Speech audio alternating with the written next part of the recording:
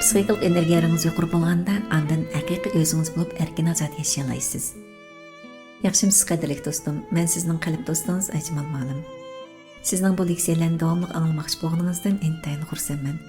Bugun biz xushal bo'lishga nisbatan tunish jihatga xatoliklar to'g'risida paranglashamiz va bu xatoliklarimizni tuzatamiz.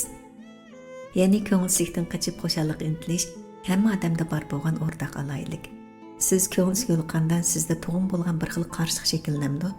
Yig'laydigan ishdan qochib xushallikka intilish odamni oldiga qarab ilgirlashga turtki bo'ladigan bir xil kuchdek tuyuldi. Boshqacha qilib aytganda biz odamning yashashi xushallik uchun deb qaraymiz. Turmushda doim xushal bo'lsangiz bo'ldi deyishimiz. Biroq mening bugun sizga demoqchi bo'lganim bo'lsa, bunday xushal bo'lish orqali barliq ko'ngilsizlikni chiqarib o'tish, ko'ngilsizlikni bir taraf qilib o'tishdek psixikalik tonish bo'lsa, bizning azoblanishimizning manbasi. Psixikalik maslahat kelganlarning ichida ba'zilar men xushal bo'lishim kerak deb o'zini zo'rlaydi. Zo'rqish kesili to'g'ri so'z bo'lganda kishilar shu hamon ba'zi odamlarning to'xtamay qo'l uyishi, ba'zilarning to'xtamasdan pul surtgani, ba'zilarning pat-pat axlat to'kkanligini ko'z oldiga keltirdi. To'g'ri, albatta bu zo'rqish kesilining ifodasi. Zo'rqishning ma'nosi bo'lsa, men mushunda qilmasam bo'lmaydi, bunday qilishni to'xtalmayman degandan iborat. Biroq xushal bo'lish zo'rqish kesilimi bizning turmushimizda mavjud. Bu nurg'un odamlarning hayotida, bizning atrofimizda hamma yerda bor. U nurg'un kishilarning tashvishlanishining manbasi. Ya'ni men xushal bo'lmasam bo'lmaydi. Men cho'qim xushal bo'lishim kerak. Bizda nima uchun men cho'qim xushal bo'lishim kerak degan bunday ko'z qarash shakllandi? Xuddi hozir deganga o'xshash. Bizning qalbimiz har zamon ko'ngilsizlikka qarshi. Biz har qanday bir pasiv kayfiyat yoki his tuyg'u, masalan, azoblanish, hasrat, tashvishlanish, xomushlik, ko'ngilsizlik, tushkunlik qatorliq ahvollarga yo'liqqanda, darhol tug'malda bu mening g'alaba qila olmaganligim, mening mag'lub bo'lganim, mening bir keraksiz odam bo'lganimga, mening hayotimning o'ngsizlikning ichida o'tganiga vakillik qildi deb qaraymiz. Bu bizning ko'ngilsizlikka qarshi turishimizning sababi. Biz o'zimizning ko'ngilsiz holatda turishimizga ruxsat qilmaymiz. Ya'ni biz ang qatlamdan o'shirin ang qatlamga kirib qolamiz. Bu bo'lsa bizning xushal bo'la olmasligimizning sababi. Biz o'zimizning ko'ngilsizlik ichida azroq turishimizni xohlamaymiz. Biroq bizning bu ko'ngilsizlikdan darhol qutulib xushal bo'lishga zo'riqishimiz bizning tashvishlanishimizni og'irlashtiradi. Shuning bilan biz texmi xushal bo'la olmaymiz. Xushallik bir besimga aylanganda siz yanada erkin osonlik bilan xushal bo'la olamsiz. Misol keltirsak, bu haftaning oxirida balki bizning kayfiyatingiz tavan. Sababi siz bu bir hafta vaqtni so'zib, xo'jayiningiz yoki idorangiz topshirgan vazifani o'rindab bo'la olmadingiz. Siz o'zingizni bak umidsizlandingiz. Shuning bilan dam olish kunlaringizni tashvishlanish ichida o'tkazdingiz. Xushal bo'la olmadingiz, ko'ngilsizlik his qildingiz.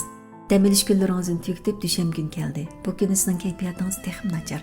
Kayfiyatingizning bunday nachar bo'lishining sabablarining ichida sizning oldin qaftida vazifani orqaga so'zib vaqtida o'rindab bo'la olmaganliging sababidan kelib chiqqan umidsizlik va tashvishlanish bor. Yana bir sabab bo'lsa, siz qimmatli bo'lgan dam olish kuningizni ko'ngilsizlik ichida o'tkazdangiz. Buningdan ochiqlanasiz. Shundan siz, men asli bu ko'ngilsizlikni unutib ketgan bo'lsam, hatto oxirini bunday ko'ngilsizlik ichida o'tkazmagan, aksicha xushal o'tkazgan bo'lardim deb o'ylaysiz.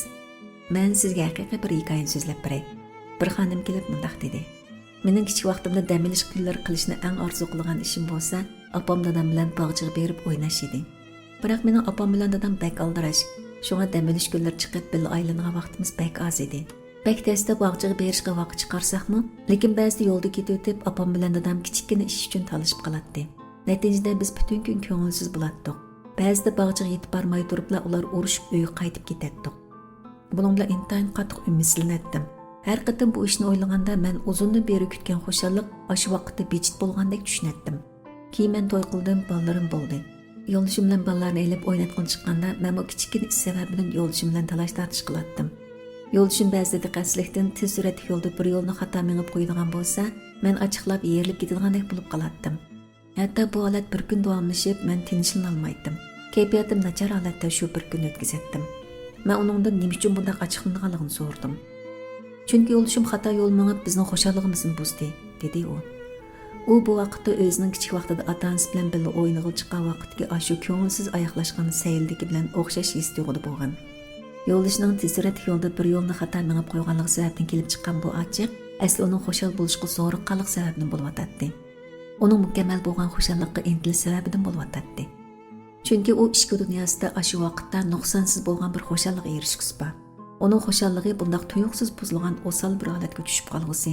Osal bir kunni o'tkazgisi yo'q. Shuning uchun u o'zining kayfiyatini kontrol qila olmadi.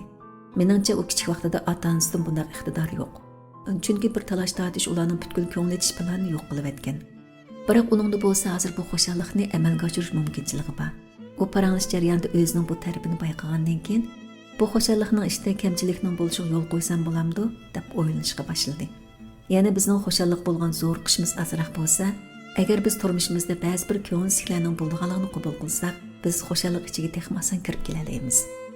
Masalan, hozir hafta oxirida sayliga chiqish ahvolini elib bersak, u xonim o'zi oilasidagilar bilan birga bu bir kunlik dala saylisida oila xo'shalligining ichida kichkina bir ko'ngilsizlikning bo'lishini xohlamagan. Shuning bilan u butun bir kunni ko'ngilsiz bilan o'tkazgan. Agar u 5 minut xafa bo'lib, 5 minutdan keyin yo'ldosh o'tkazgan bu kichik xatolikdan kelib chiqqan yo'l ustidagi bu kichik ovochliqni qabul qilgan bo'lsa, uning butun oilasi bu qadimliq dala saylisini xo'shal o'tkazgan bo'lardi. Agar siz o'zingizni xo'shal bo'lishga zo'rlasangiz, sizdagi tashvishlanish shuncha cho'ng bo'ldi. Chunki siz o'zingizni xo'shal bo'lishga majburlaysiz.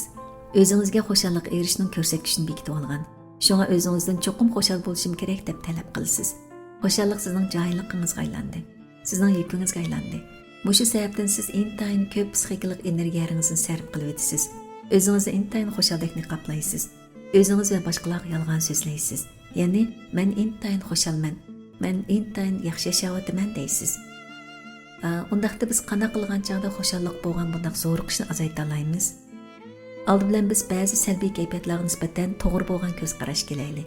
Har bir odamning ichki dunyosida ba'zi bir salbiy his-tuyg'ularning borligini tushunishimiz kerak. Psixika nuqtasini elib aytganda xo'shal bo'la olmaslik u normal ish. Bu yuz berib turdi. Bu xuddi xo'shallikni yorug'likqa, ko'ngilsizlikni uningdagi soya tushib turgan yerga o'xshatgandeklar. Sizning ko'ngilsizlikdan qaytishingiz sizning boshqalarga men xo'shal yashayapman, men mukammal xo'shallikqa erishdim, g'alaba qildim deb isbotlamoqchi bo'lganingiz uchun. G'alaba qilishni ba'zilar kirim orqali isbotlasa, ba'zilar jamiyatdagi o'rin orqali isbotlamoqchi bo'ldi. Ya'ni ba'zi odamlar bo'lsa xo'shallik orqali isbotlamoqchi bo'ldi. Xo'shallik orqali o'zining g'alaba qilganligini isbotlash boshdagi ishkisdek undaq tas emas. Ammo sizga xo'shallikmi o'xshashla boshqalar bilan o'zingizni selishtirish uchun ishlatildi. Siz yana o'zingizning intayin munavvar, mukammal ekanligingizni ko'rsatmoqchi. Masalan, ba'zi ota-onalar bolalarni elib shahar sirtiga diqqatlar tomog'ini yegil chiqadi. Ular taqi chiqib bo'ljirgan terib yab yoki payliq yav o'simliklarni terib bir kunni inangliq ichida o'tkazib xo'shal o'ynamoqchi bo'ldi. Qarmoqi bu intayin baxtli, xo'shallik to'lgan bir oilaning ko'rinishi. Biroq az bo'lmagan onalar o'yindarning do'stlar chamiriga chiqargan oila rasmlarining orqasiga qanchalik ko'ngilsiz minutlarning uyushtirilganligini, kulib tushgan bo'lsa-mu, lekin ashu rasmga tushgan daqiq uchuli bo'lib qolganligini, amaliyotda unda xo'shal bo'lib ketilmaganligini e'tirof qildi. Chunki bu ona o'zining xo'shal bir ona ekanligini ifodalagisi bor. Ham bolalarga xo'shallik elib kelman deb o'zini zo'rlaydi. U do'stlar chamirida o'rtoqlashgan rasmdagi xo'shallik orqali o'zining nayt baxtli bo'lgan bir oilasi bor ekanligini ifodalamoqchi, ham o'zining uftug'ini jakarlamoqchi. Men bir g'alaba qilgan ona, men bir g'alaba qilgan xonim, men oilam bilan kasbimni tamponlik ichida elib mang'aldim demoqchi. Buningga xo'shallik orqali baho bermoqchi bo'ldi. Buning natijasida bo'lsa, u xo'shallik uchun kirishib qoldi. Shuning uchun biz turmushni tushunishimiz kerak. Xo'shallikni besimga aylantirib qo'ymang. Turmushda ko'ngilsizlikning bo'lishidan iborat bu reallikni qabul qiling. Ba'zi kishilar bo'lsa, xomushlik kasaliga giriftor bo'lish bir mag'lubiyat deb javob berdi. Biroq psixologik nuqtadan elib aytganda, ba'zida xomushlik kasali bo'lish kasal bo'lg'uch uchun elib aytganda bir qo'g'dinish. Biz qattiq g'azablanish oldida bak uzun tursak bo'lmaydi. Bundaq bo'lganda bizga energiya texmi xo'raydi. Ba'zi vaqtda xomushlik bizning ichimizga hasratga vakillik qildi. U xuddi o'lib ketgan odamga uzun vaqt og'iz tutganga o'xshash. Bizning turmushimizda yushirin ilmimizdagi og'iz tutish bilan munosabat bo'lgan ishlar yuz bersa, bir ko'ngilsiz ishni yoki bo'lmasa bir ish og'rig'ini boshdan kechirgan bo'lamiz. Biz og'rib qolgan vaqtimizda aram olamiz. Shunga o'xshash bizning kayfiyatimiz to'van vaqtda biz o'zimizning qalbini aram oldirishimiz kerak. Biz yiroqqa qaraydigan bo'lsak, kayfiyatimizning to'van bo'lishi va ko'ngilsizlik kishilik hayotiga bir tamponliq. Chunki sizning hayotingizning butunlay xo'shallik bilan to'lgan bo'lishi mumkin emas. Xuddi sizning hayotingiz butunlay mukammallik bilan to'lgan bo'lmagandek. U ham butunlay sizning umidingiz bo'yicha bo'lavermaydi. Shuning uchun biz ko'ngilsizlikka nisbatan o'xshashlik qabul qilish pozitsiyasida bo'lishimiz kerak. Agar siz ko'ngilsizlikning bo'lishini texmi ko'p qabul qila olsangiz, sizning kayfiyatni tangshash iqtidoringiz texmi yaxshi bo'ldi. Chunki siz o'zingizga texmi cho'ng bo'shliqni bergan bo'lsiz. Biz haqiqiy ahvolga reallik yuzlanishimiz kerak. Kishilik hayotda xo'shallik bizning o'ylaganimizdek undaq jiq emas. Siz qanday hisoblab chiqishingizdan qat'iy nazar, Kişilik hayotdagi azobning nisbati hayotimizning yarimidan ko'p vaqtni egallaydi. Kişilik hayotdagi ko'ngildagidek bo'lmagan ishlar 8 yoki 9. Ya'ni 2 ish ko'ngildagidek bo'lgan bo'lsa, 8 ish ko'ngildagidek bo'lmadi deganini bildirdi. Bu ham biz doim og'zimizdan tushirmaydigan tasalli so'zi. Biroq biz nurg'un vaqtda bu so'zning ma'nosini unutib qolamiz. Agar siz doim kishilik hayotga ko'ngildagidek bo'lmagan ish 8 yoki 9 degan so'zni takrorlasangiz, kayfiyatingiz nihoyat ishtil tangshildi va azoda bo'lib qolasiz. Chunki bizning ko'nglimizgidek bo'lmagan ishlarimiz bizning umrimizdan jiq emas. Ko'ngilgidek bo'lgan ishlarimiz bor. Ham yolg'iz bir emas, ham bu muqarrarlik. Agar biz turmushimizda faqat xushallik intilsak, onundan kelib chiqadigan ko'ngilsizlik bardashlik bag'isiz bo'lib ketadi. Agar biz xushallik bo'lgan talpinishimizni pasaysak, ko'ngilsizlik bo'lgan qabul qilishimizni o'stirsak, undaqda bizdagi ko'ngilsizlik uchirgandagi o'zimizni ayblash, o'ng'izsizlik tuyg'usi aziydi. Ba'zilar doim o'zlarining qanday xushal bo'la olmaganligini deydi. Chunki hayotlikda har xil cho'ng-kichik ishlar bo'lib turdi. Psixikalik masala so'rashlar sizning hayotingizga barliq ko'ngilsiz ishlarni yo'q qilib etmaydi. Faqat sizning hayotlikda nurg'un azoblanadigan ishlarning borligini tushunishingizga yordam beradi. Bu tarafni tushunib va qabul qilgan vaqtingizda turibli o'zingizni cho'ng bo'lib qolgandek o'ylaysiz. Albatta, agar siz ko'ngilsizlikdan iborat bunday kayfiyatni yaxshi ko'rmasangiz, yana ba'zi bir usullar bor. Ya'ni o'zingizning diqqatingizni boshqa yerga bursangiz bo'ldi.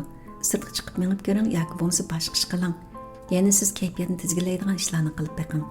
Agar bu leksiyalarni anglashni davomlashtirsangiz, barg'ansir bunday usullarni egallay olasiz. Buning bilan pasib bo'lgan kayfiyatdan qutulib chiqa olasiz. Nurg'un vaqtlarda siz boshqacha nuqtadan masala qarashingiz kerak. Shunday bo'lganda sizning kayfiyatingiz asliga keldi. Siz bu leksiyalarni anglash jarayonida o'zingizning ahvolingiz bilan solishtirib bir narsani bayqadingizmi? Sizning tug'ilgan oilangizdan qolgan, sizning xushalligingizni bog'digan asoratlar bormikan? Siz bu asoratlar sababidan o'zingizning kichik oilangizga ko'ngilsizlik elib kelayotganligingizni va bolalaringizning siz boshdan kechirgan ko'ngilsizliklarni boshdan kechirishiga sababchi bo'layotganligingizni his qila oldingizmi? Biz ko'ngilsizliklarning bo'lib turganligini qabul qila olmaydigan bo'lsak, bizni ko'ngilsiz qilgan narsadan yoki odamdan nihoyat tezli qo'l uzib, xato usul bilan xushallik izlaymiz. Bir qatimliq ko'ngilsizlikni qabul qila olmay, xat deb chiqib bir kechilik havasga berilish, xushallik izlab ichish, chekish hammasi mushundan kelib chiqadi. Kayfiyatimizni tangshilmaslikdan xushallik haddidan ortiq intilishimizdan kelib chiqadi. Xushallik intilimiz-yu, lekin xato yo'l manganligimiz uchun aksicha texim cho'ng bo'lgan ko'ngilsizliklarning bizni saqlab turayotganligini bilolmaymiz. Shuning uchun sizning psixikalik energiyangizning texim kuchli bo'lib, haqiqiy erkin azod hayot kechira olishingiz uchun davomli bu leksiyalarni anglashingizni umid qilaman. Xayr xo'sh do'stim.